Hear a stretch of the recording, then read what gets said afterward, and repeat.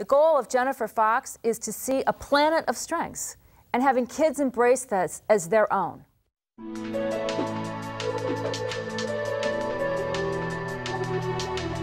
There are three different types of strengths. Activity strengths. Those are the things you do that energize you. They're verbs. There are relationship strengths. Those are the things you do with and for each other that make you feel good and proud about your interactions. The idea being that you can't be everything to everyone. So if you can choose those some things that you can do consistently to numbers of people, those become your relationship strengths, and you can count on those. And thirdly, there are learning strengths. These are the optimal ways we learn. Everyone learns in a different way. And despite the fact that schools only teach one way and privilege one way of learning, we all learn in a variety of different ways. And the more you understand about the way you learn, the better and the more you're going to be able to learn.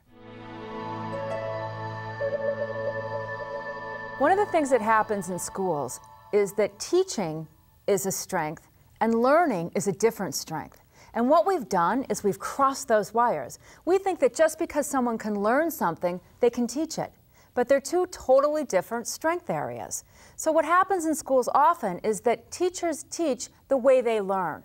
Well, the way they learn isn't necessarily the way everybody else learns. So what's happened is we have this paradigm of teaching and learning that is all premised on the successful kid within that subject area's learning style. Smart kids do poorly in school every day. They do so because they're unable to find the way that they learn, what their learning strengths are, within a classroom that doesn't privilege anything but the way the teacher learns. We don't need teachers as much as we used to. It used to be that the teacher was the in-class computer. It was the repository of all the knowledge. The teacher went off to college to get their head all filled up with all these facts so that they could come in and almost push that information button and give us the information. We don't need that anymore. So what teachers need to become now are facilitators, coaches of kids, because they can get the information somewhere else, a lot more than the teacher could possibly ever learn from any course of study. So the purpose of the teacher needs to switch. Therefore, if the purpose of the teacher is switching to a coach and a guide and a facilitator, the role of the parent needs to switch as well. They also need to know how to facilitate a child's learning. One of the ways that they can do that is to try to help the child figure out what their strengths are, because ultimately that's the direction that kids will go in. Kids are so drawn to their areas of strength that if they aren't put into good positive use, they will take their strengths and use them in negative places. It happens all the time. You know, kids who get into trouble in crime or at-risk kids, those kids are often leaders, excellent problem solvers. They're kids whose strengths haven't gone to the full realization in the area that will provide the biggest benefit. The question that we need to ask about schools is, what can be done at school that can't be done anywhere else? And that's a question that's new. It used to be that we had to go to the school for the knowledge, but since we don't anymore, it begs a really new question.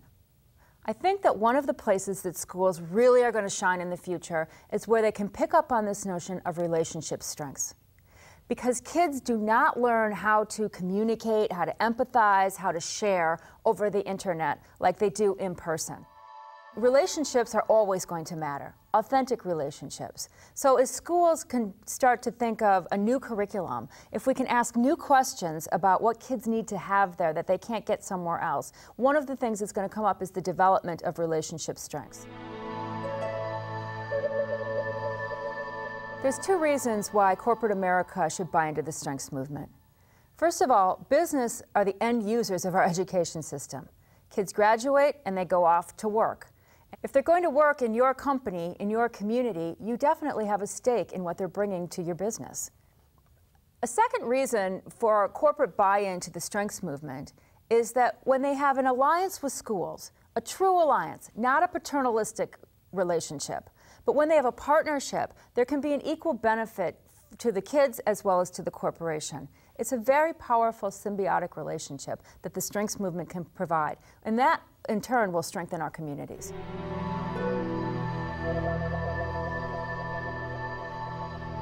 Parents ask me all the time, what can I do to make my child happy? And I always say to them, happiness is a feeling. It comes and goes. They're not going to be sustained happiness all the time. The definition of happiness depends on its opposite.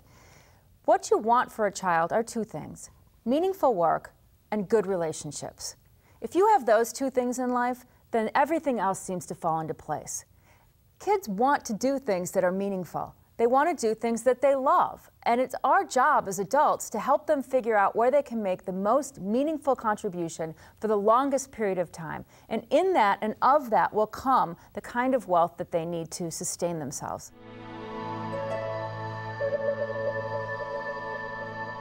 When you understand your strengths, you feel good about yourself. Nobody can take that away from you.